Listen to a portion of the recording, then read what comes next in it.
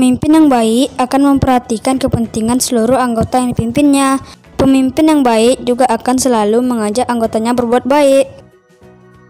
Wilayah Indonesia sangat luas, dari Sabang hingga Merauke.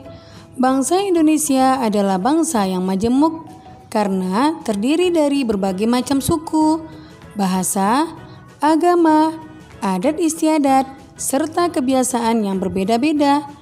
Bagaimana kita mempertahankan persatuan dan kesatuan? Assalamualaikum warahmatullahi wabarakatuh. Halo anak-anak hebat, apa kabar? Bertemu kembali dengan channel Ibu Amelia Madonna. Baiklah, sebelum memulai pembelajaran, mari kita berdoa dulu menurut agama dan kepercayaan kita masing-masing. Berdoa mulai. Berdoa selesai.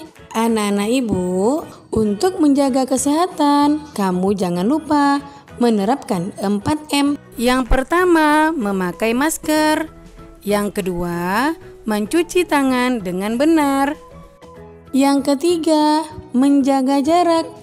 Dan yang keempat, menghindari kerumunan agar kita semua terhindar dari virus corona.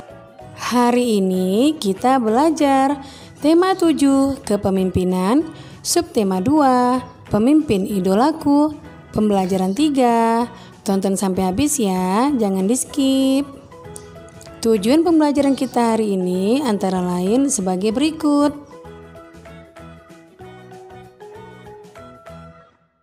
Yang pertama, muatan PPKN KD 3.1 dan 4.1 menganalisis penerapan nilai-nilai Pancasila dalam kehidupan sehari-hari. Nah, anak-anak hebat, mari kita baca teks berikut berjudul Kepala Sekolahku, Pemimpin Idolaku. Termenung Pak Weli memandang brosur di hadapannya. Lomba pidato anak bertema Bersatu untuk Maju, begitu tertulis pada judul brosur. Beliau berpikir keras. Ingin sekali ia mengirim Sudin untuk ikut lomba yang akan diselenggarakan di kota, tetapi dari mana dananya? Pak Weli, Kepala Sekolah Dasar Cemara di pelosok Kabupaten Grobogan, Jawa Tengah.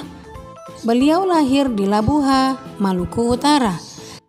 Setelah lulus pendidikan guru, ia pergi merantau ke Tanah Jawa untuk mempraktikkan ilmunya. Di sekolah ini, muridnya juga berasal dari berbagai daerah. Pak Weli senang melihat interaksi antara murid-muridnya. Mereka belajar dan bermain bersama, tanpa mempersoalkan asal-usul. Semua unik, baik karakter maupun kecerdasannya. Salah satu murid Pak Weli bernama Sudin. Sudin adalah penduduk asli di desa itu. Ia suka membaca, percaya diri, dan komunikatif. Pak Weli ingin Sudin memperoleh pengalaman berharga melalui lomba pidato. Sambil berpikir cara memperoleh dana, Pak Weli mendaftarkan Sudin sebagai peserta lomba. Ia sendiri yang turun tangan melatih Sudin tiap usai sekolah. Semakin mendekati hari perlombaan, Pak Weli risau. Andai saja gajiku cukup untuk mendanai Sudin ke kota, pikirnya. Hingga suatu sore, terlintas ide di benaknya. Dipandangnya kebun pisang di belakang sekolah. Hampir semua tanaman pisang sudah berbuah dan siap panen. Esok paginya, Pak Weli membicarakan idenya dengan para guru. Mereka bermusyawarah mewujudkan ide Pak Weli. Setelah dicapai kesepakatan, Pak Weli mengerahkan guru, penjaga sekolah, serta murid kelas 5 dan 6. Mereka bergotong royong memanen pisang. Kemudian di hari Senin pagi, Pak Weli mengundang pejabat setempat untuk hadir pada upacara bendera. Bapak Bupati, Bapak Camat, Bapak Lurah, Kepala Dinas Pendidikan, serta Ketua RW dan Ketua RT dimintanya datang. Apa yang direncanakan Pak Weli? Rupanya Pak Weli ingin menyelenggarakan lelang pisang di sekolah. Murid kelas 5 dan 6 sudah dilatihnya untuk menjadi petugas lelang. Siapa calon pembelinya? Pembelinya adalah para bapak dan ibu pejabat daerah yang hari itu diundang datang ke sekolah. Sebelum lelang dimulai, Pak Weli menyampaikan bahwa uang yang diperoleh dari hasil lelang pada hari itu akan digunakan untuk mengirim Sudin mengikuti lomba pidato di kota. Para pejabat yang hadir merasa kagum dan terharu menyaksikan usaha Pak Weli, sang kepala sekolah dari Timur Negeri. Tekad dan usahanya mendukung kemajuan muridnya sungguh menyentuh hati. Dalam sekejap, pisang-pisang habis dilelang. Dana yang terkumpul lebih dari cukup untuk memberangkatkan Sudin. Semua orang bersatu padu membantu Pak Weli mewujudkan harapannya. Didampingi Pak Seto, guru kelasnya, Sudin pun berangkat ke kota. Tak terkira bangga dan syukurnya. Tak ingin menyia-nyiakan kesempatan, dia berusaha tampil sebaik-baiknya. Saat pengumuman hasil lomba, ternyata Sudin berhasil mempersembahkan piala juara pertama lomba pidato untuk sekolahnya. Tak sia-sia usaha Pak Weli dan teman-teman sekolah Sudin. Terbukti benar tekad Pak Weli. Kita tak perlu ragu untuk maju. Selalu ada jalan ketika kita menggalang persatuan untuk mewujudkan mimpi dan harapan. Nah, anak-anak hebat, kamu telah membaca teks Kepala Sekolahku, Pemimpin Idolaku. Ayo diskusikanlah jawaban pertanyaan-pertanyaan berikut. Kemudian cocokkanlah jawabanmu dengan jawaban berikut ini. Pertanyaan pertama, mengapa kepala sekolah pada cerita tersebut menjadi pemimpin idola? Ya, kamu tentu tahu jawabannya.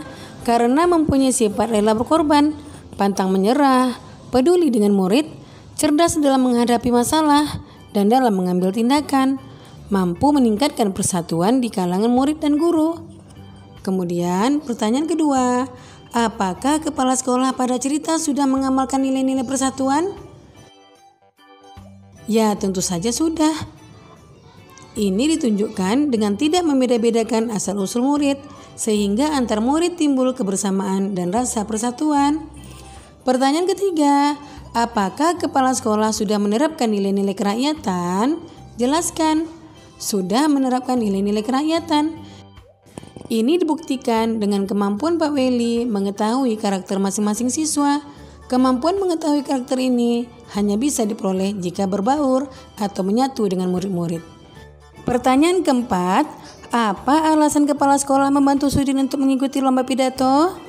Karena kepala sekolah tahu kemampuan dan karakter Sudin yang suka membaca, percaya diri, serta komunikatif. Selain itu, kepala sekolah ingin Sudin memperoleh pengalaman berharga dengan diikutkan dalam lomba pidato di kota. Pertanyaan kelima, apa yang bisa kita teladani dari sosok kepala sekolah tersebut?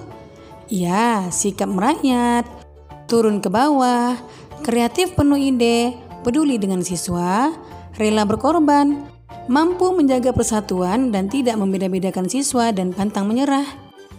Pertanyaan keenam, apakah yang menyebabkan Sudin akhirnya dapat pergi mengikuti kompetisi?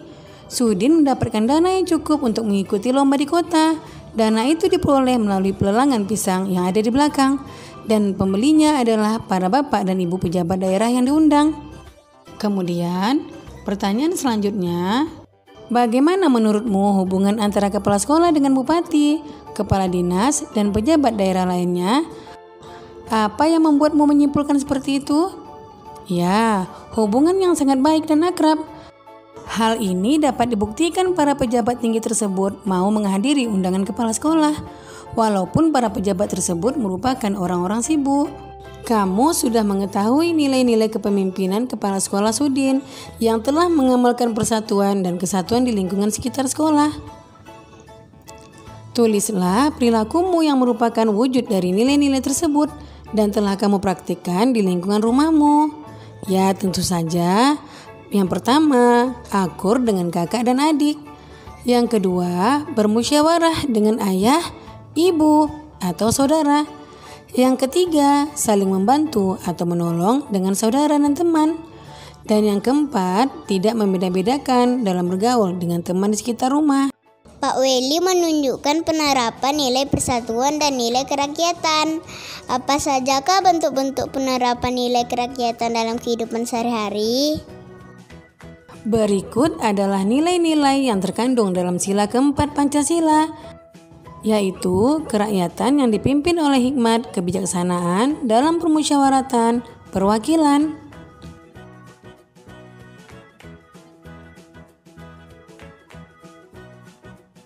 Tuliskanlah contoh-contoh penerapan nilai-nilai kerakyatan dalam kehidupanmu sehari-hari. Nah, anak-anak hebat, apabila kamu sudah selesai mengerjakannya, cocokkanlah jawabanmu dengan jawaban berikut ini. Yang pertama, tidak memaksakan kehendak kepada teman. Yang kedua, mengutamakan musyawarah dengan teman saat ada masalah. Yang ketiga, ketika bermusyawarah dengan teman, selalu diliputi semangat kekeluargaan. Dan melaksanakan setiap keputusan bersama teman dengan penuh tanggung jawab.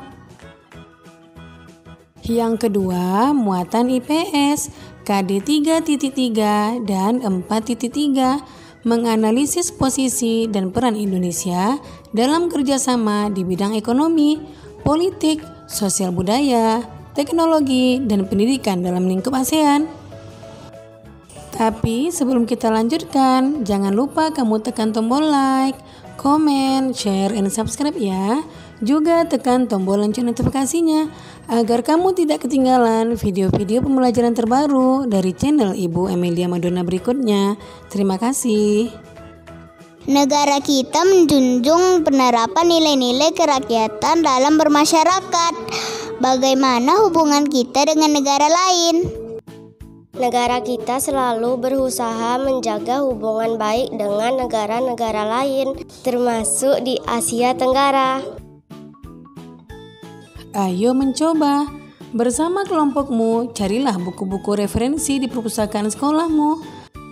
Lalu, carilah informasi mengenai peran Indonesia di ASEAN dalam berbagai bidang berikut. Yang pertama, pendidikan. Yang kedua, pangan. Yang ketiga, sosial. Yang keempat, kesehatan. Dan yang kelima, pariwisata. Tuliskan hasil laporanmu dalam bentuk yang menarik. Kamu dapat membuatnya dalam bentuk paparan atau diagram, atau boleh juga dalam bentuk peta konsep. Nah, contohnya adalah sebagai berikut. Yang pertama, informasi mengenai peran Indonesia di ASEAN dalam bidang pendidikan. Yang kedua, informasi mengenai peran Indonesia di ASEAN dalam bidang pangan. Yang ketiga, informasi mengenai peran Indonesia di ASEAN dalam bidang sosial. Yang keempat, informasi mengenai peran Indonesia di ASEAN dalam bidang kesehatan. Dan yang kelima, informasi mengenai peran Indonesia di ASEAN dalam bidang pariwisata. Itulah peta konsep mengenai peran Indonesia di ASEAN. Yang ketiga, muatan bahasa Indonesia, KD 3.3 dan 4.3, menggali isi teks pidato yang didengar dan dibaca. Ayo menulis. Tulislah rancangan pidato untuk mengajak teman-temanmu gemar membaca. Ingatlah, teks pidato harus memuat hal-hal pokok berikut, yaitu salam pembuka, pendahuluan, inti, penutup, dan salam penutup. Nah, anak-anak hebat, contoh pidatonya adalah sebagai berikut. Nanti kamu bisa membuatnya sendiri ya. Salam pembuka, kalimat sapaan. Assalamualaikum warahmatullahi wabarakatuh. Salam sejahtera, selamat pagi, selamat siang, selamat malam, dan lain sebagainya kepada kepala sekolah, dewan guru, dan rekan siswa. Kemudian pendahuluan, menjelaskan topik yang akan dibahas, memaparkan data tentang tingkat gemar membaca di Indonesia dibanding negara lain. Yang ketiga, inti, berisi bahasan topik secara lengkap atau tentang manfaat membaca, himbauan dan ajakan membaca. Yang keempat, penutup, yaitu berisi ringkasan dari pembahasan topik atau rangkuman atau ringkasan dari pidato gemar membaca. Yang terakhir adalah salam penutup, berisi ucapan terima kasih dan salam. Nah, demikian video pembelajaran Ibu kali ini. Semoga bermanfaat ya. Jangan lupa kamu jaga kesehatan, ikuti protokol kesehatan, tetap di rumah, dan semoga wabah COVID-19 cepat berakhir dan anak-anak Ibu bisa datang ke sekolah lagi, bertemu teman-teman dan guru yang dicintai. Sekian, Assalamualaikum warahmatullahi wabarakatuh. I'm an icon, man. Oh, my girl about a 10. I should fuck her in the Benz.